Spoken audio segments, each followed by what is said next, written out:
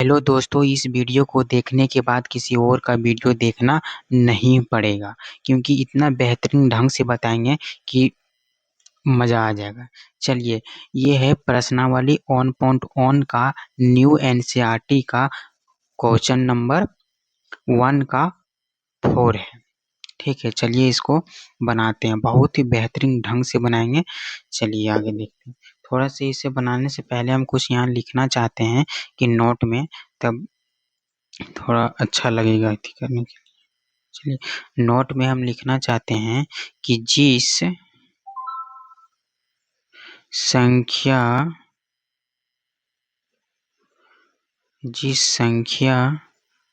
के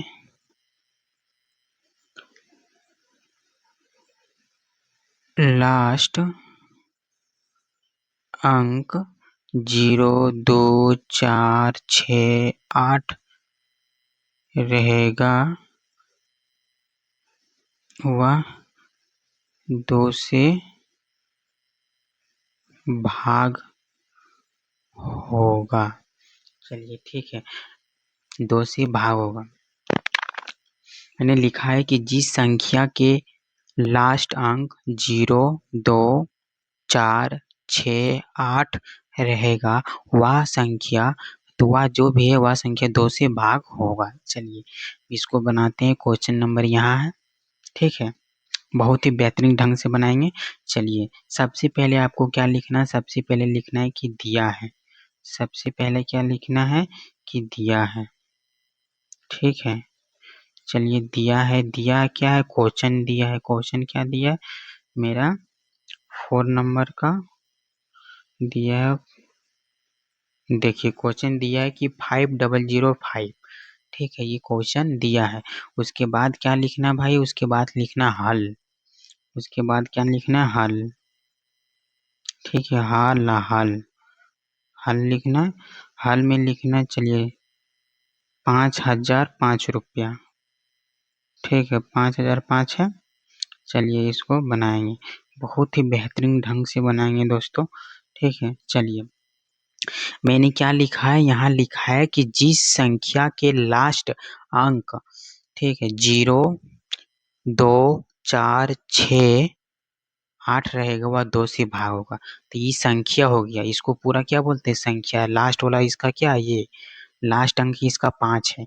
क्या मैं इसमें 5 है? नहीं, इसमें 5 नहीं है।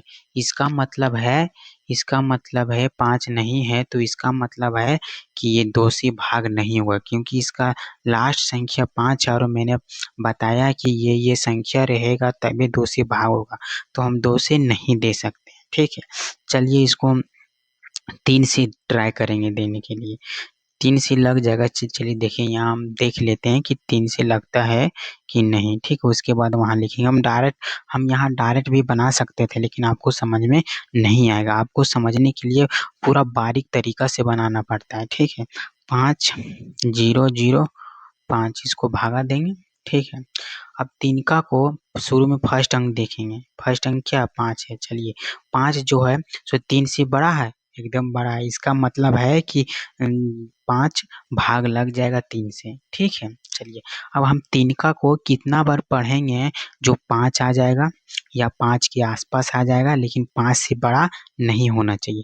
तिनका को जब हम 2 बार पढ़ते हैं तो 6 आ जाता है, यानी कि 5 से बड़ा हो जाता है। इसका मतलब यह गलत हो जाएगा। ठीक है, इसलिए 3 एक ही बार में देंगे। 3 यहाँ माइनस कर देंगे और यहाँ का क्या बच गया? यहाँ बच गया 2। ठीक है, यहाँ बच गया 2। अब यहाँ एगो 0 उतर जाएगा। अब चलिए 3 का के बार पढ़ेंगे जो 20 के बराबर आ जाएगा या 20 के आसपास आ जाएगा, लेकिन 20 से बड़ा नहीं होना चाहिए। अब देंगे 3 छक, मतलब 6 बार में कितना आता है? 18 और 7 बजे बाकी, जो कि गलत हो जाएगा। इसको काटेंगे तो कितना हो जाएगा? जैसे इसको काटेंगे, 20 है, 20 में 18 जाएगा, कितना बचेगा? 2 बचेगा। है कैसे 2 बचेगा? चलिए बताते हैं। जैसे ये 0 है, हम 0 में इसको घटा नहीं सकते हैं, तो ये 0 जो है सो अपने दोस्त से एक लेगा, 1 रुपया लेगा, 1 रुपया लेगा तो इसके पास कितना हो गया, 10 रुपया, 10 रुपया हो गया, 10 रुपया में जब 8 रुपया जाएगा तो 2 रुपया बचेगा, एकदम बचेगा। अब इसके पास कितना रह गया, इसके पास बच गया 1 रुपया, तो एक और एक कट गया, ठीक है। दो जो है सो 3 से छोटा है, इसका मतलब ये भी संख्या यहाँ आएगा, तो 0 भी यहाँ आएगा। फिर 20 आ गया, इसका मतलब है कि फिर से 6 बार मिल जाएगा, जो कि 18। फिर उसी तरह है सेम, ये कट जाएगा और यहाँ 2 बचा, ठीक है। 2 जो है सो 3 से छोटा है, इसका मतलब 5 को भी यहाँ लाना पड़ेगा, 25। अब देखिए 25 आ गया लास्ट में, ठीक है। अब 3 का को कितना बार पढ़ेंगे जो 25 के आसपास आ जाए, अब 25 के बराबर आ जाए, लेकिन 25 से बड़ा नहीं होना चाहिए। 3 का को हम जब 8 बार पढ़ते हैं तो 24 आता है, कितना 24, ठीक है। यहाँ कट गया, यहाँ देखिए 2, यहाँ 5 में 1 4 गया तो 1 बचा और यहाँ कट गया, देखिए शेष में 1 बच गया। इसका मतलब पूरा पूरी भाग 3 से 5005 नहीं लगा, इसका मतलब है कि 3 से हम यहाँ नहीं गुणनखंड निकाल सकते, क्योंकि पूरा पूरी भाग नहीं लगा, इसका शेष बच गया, ठीक है। तो चलिए हम 4 से लगाते हैं, लेकिन 4 जो है सो अभाज्य गुणनखंड नहीं है, मतलब अभाज्य संख्या नहीं है। इसका मतलब 3 के बाद क्या अभाज्य संख्या आता है, डायरेक्ट 5 आता है। 4 अभाज्य संख्या नहीं, इसलिए 4 से हम लगा नहीं सकते। 5 आता है, चलिए हम 5 से देखेंगे। कहाँ देखते हैं, चलिए यहाँ देखते हैं, 5 से देखेंगे, ठीक है। 5 से देखेंगे, 505, चलिए 5 से देखेंगे। अब 5 का को कितना बार पढ़ेंगे जो 5 के बराबर हो जाए या 5 के आसपास हो जाए, ठीक है, लेकिन 5 से बड़ा नहीं होना चाहिए। 5 का हम एक बार पढ़ेंगे तो 5 आ गया, ठीक है। 5 का को जब हम एक बार पढ़ेंगे तो 5 आ गया ना दोस्तों, हैं 5 आ गया, चलिए ठीक है 5 आ गया। तो यहाँ देखिए माइनस आ गया, 5 5 कट गया, ठीक है। 5 5 कट गया, अब 0, इस 0 जो है 0 यहाँ उतर जाएगा दोनों, ठीक है। ये 5 यहाँ आ जाएगा। फिर 5 को कितना बार, 5 का को कितना बार पढ़ेंगे जो 5 के बराबर हो जाए या 5 के आसपास हो जाए, ठीक है। 5 का को जब हम एक बार में पढ़ेंगे तो 5 आ जाएगा, ये कट गया, मतलब ये 5 से लग जाएगा, इसलिए लग जाएगा क्योंकि इसके पास शेष बच गया 5, नहीं सॉरी शेष इसका 0 आ गया, इसका मतलब है कि 5 से ही लगेगा। चलिए ठीक है 5 से हम लगाते हैं, ठीक है दोस्तों 5 से हम लगाते हैं, 5 से हम लगाते हैं। 5 का को हम कितना बार पढ़ेंगे जो 5 के बराबर आ जाए या तो 5 के आसपास हो जाए, लेकिन 5 से बड़ा नहीं होना चाहिए, ठीक है। 5 का को जब हम एक बार पढ़ेंगे ना भाई, एक बार 5 का हम एक बार पढ़ेंगे तो 5 आ जाएगा, यानी कि इसके पास बचा भी नहीं, पूरा पूरी आ गया, ठीक है। ये पूरा कट गया, अभी 0 यहाँ भी उतर जाएगा, ये 0 ज्यों की त्यों उतर जाएगा। 0 को उतार देना जैसा कि तैसा, अब लास्ट में कितने गए, बच गया 5। अब ये 5 का को कितना बार पढ़ेंगे जो ये 5 के बराबर होना चाहिए या 5 के आसपास होना चाहिए, लेकिन 5 से बड़ा नहीं होना चाहिए, ठीक है। तो चलिए 5 का को जब हम एक बार पढ़ते हैं तो 5 आ जाएगा, 5 का को जब हम एक बार पढ़ते हैं तो कितना आ जाएगा, 5 आ गया ना भाई। 5 का को जब हम एक बार पढ़ेंगे तो 5 आ गया, चलिए अब कितना से लगेगा, इसके 5 से तो नहीं लग सकता है क्योंकि लास्ट में 1 है, और 5 का पहाड़ा में 1 लास्ट में कोई भी संख्या में आता ही नहीं है। इसका मतलब है कि इसके बाद जो अभाज्य संख्या होता है, 5 के बाद जो अभाज्य संख्या होता है कितना होता है, 7, ये 7 से ही लग सकता है, ठीक है। चलिए 7 से लगाते हैं, चलिए शतका को कितना बार पढ़ेंगे, सबसे पहले देखिए 7 से लगाए ना, तो सबसे पहले फर्स्ट अंक को देखना है, फर्स्ट अंक कितना है 1, क्या 7 से बड़ा 1 नहीं, 7 से भाग जाने के लिए 1 को 7 से बड़ा होना चाहिए, तब ये 7 जो है सो 0 के पास जाएगा और 0 से मदद मांगेगा कि मेरे पास 1 रुपया है, अब 0 आप हमको दे दीजिए, तो 0 ले लिया, ले लिया, ये बन गया कितना 10, अब 10 बन गया तो ये 7 से बड़ा हो गया, इसका मतलब है कि 7 से भाग लग जाएगा 10, क्योंकि 7 से बड़ा है 10, ठीक है। तो शतका को कितना बार पढ़ेंगे 10 के बराबर हो जाए या 10 के आसपास हो जाए, लेकिन 10 से बड़ा नहीं होना चाहिए, ठीक है। तो शतका को जब हम एक बार पढ़ते हैं तो 7 आता है, 2 बार पढ़ते हैं तो 14 आ जाता है, यानी कि 10 से बड़ा हो जाएगा, जो कि गलत हो जाएगा नियम के अनुसार। तो यहाँ 7 आया ना भाई एक बारी में, अरे इसके पास कितना है 10, यानी कि 3 रुपया इसके पास ऑलरेडी बच रहा है, तो ये 3 रुपया इसको दे देगा। तो पहले से 0 था, ये 3 रुपया दे दिया, तो टोटल कितना हो गया इसके पास 30 रुपया।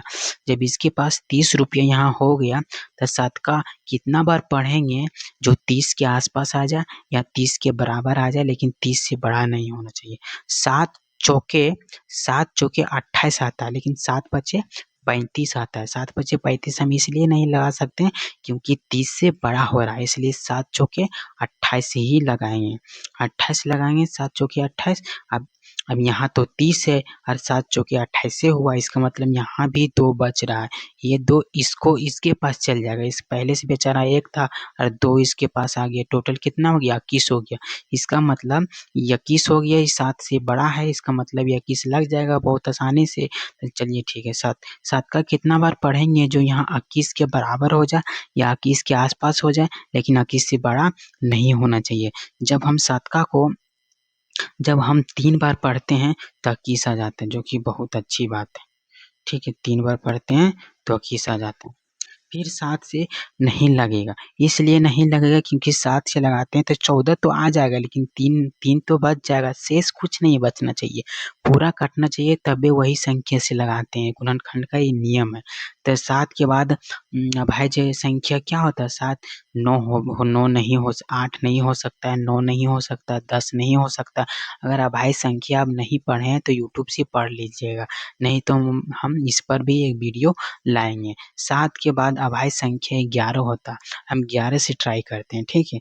चलिए 11 से ट्राई करते हैं, 11 से ट्राई करते हैं। तो 11 का कितना बार पढ़ेंगे जो 14 के आसपास हो जाए या 14 के बराबर हो जाए, लेकिन 14 से बड़ा नहीं होना चाहिए, ठीक है, नहीं होना चाहिए। अब फिर मन में सवाल आता होगा कि सर हम डायरेक्ट एक पहले अंक को हम एक को नहीं ले सकते, उसको भी ले सकते हैं। चलिए बताते हैं। पहला पहला ध्यान देना एक पर ही, फर्स्ट अंक पर ही ध्यान देना है, ठीक है। फर्स्ट अंक पर हम जब ध्यान दिए तो इसके पास कितना 1 था और यहाँ 11 था, जो कि भाग नहीं लग सकता। 11 से बड़ा संख्या रहेगा तभी भाग लगेगा, ठीक है। तो एक बेचारा क्या करेगा, 4 से मदद लेगा और 4 से मदद लेके टोटल कितना हुए, यहाँ 14 रुपया हो गया। टोटल इसके पास 14 रुपया हो गया, ये 11 से बड़ा हो गया, तब यहाँ जाके 11 से भाग लगेगा, ठीक है। इसलिए हम डायरेक्ट बोल दिए 14, क्योंकि हम पूरा में क्लियर बताते आ रहे हैं, इसमें भी बता दिए। अभी 14 हो गया, तो 11 को जब हम 2 बार पढ़ते हैं तो 22 आ जाता है, यानी कि 14 से बड़ा है, जो कि गलत हो जाएगा, इसलिए एक बार ही पढ़ेंगे।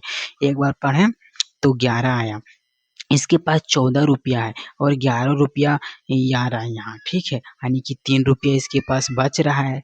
3 रुपया जब बच रहा है तो 3 रुपया इसको दे देगा। अरे पगला, जैसे 11 को एक बार पढ़े तो यहाँ 11 आया ना, जो इसके जगह में, इसके टोटल पहले से 14 है, यानी कि 3 रुपया इसके पास बच रहा है। तो 3 रुपया जो बच रहा है से इसको दे देगा, पहले से 3 था, 3 रुपया दे दिए, टोटल कितना हो गया, टोटल हो गया ये 33 रुपया। आप सोचेंगे कि बहुत बच्चा सोचेगा इसके पास 3 रुपया था और 3 रुपया और दे दिया तो 6 रुपया हो जाना चाहिए, नहीं 6 रुपया नहीं होगा, जहाँ 3 रहेगा जो भी संख्या देगा इसके बगल में आएगा, ठीक है। बगल में आया तो 33 रुपया हो गया। तो 11 को कितना बार पढ़ेंगे जो 33 के आसपास हो जाए या 33 के बराबर हो, लेकिन 33 से बड़ा नहीं होना चाहिए। तो 11 को हम 3 बार पढ़ेंगे तो 33 आ जाएगा, ठीक है। अब 13 आया। 11 के बाद जो अभाज्य संख्या होता है वो 13 ही होता है। 13 का सिर्फ 13 ही पहाड़ा में कटता है, ठीक है, और किसी पहाड़ा में नहीं कटता। 1 आ गया है, यहाँ 1 आ गया। फिर यहाँ लिखेंगे अतः अतः अतः फिर यहाँ लिखेंगे 5, यहाँ लिखेंगे 5, फिर 7 यानी कि 7, फिर लिखेंगे 11, फिर लिखेंगे 13, ये मेरा गुणनखंड आ गया, ठीक है। तेरह लास्ट में एक नहीं लिखा जाता है, इसलिए नहीं लिखा जाता, किसी भी संख्या को जब हम एक से गुना करते हैं तो उतना ही आता है, ठीक है।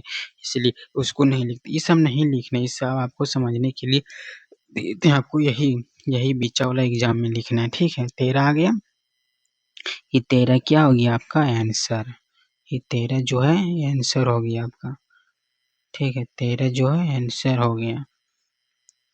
Thank you.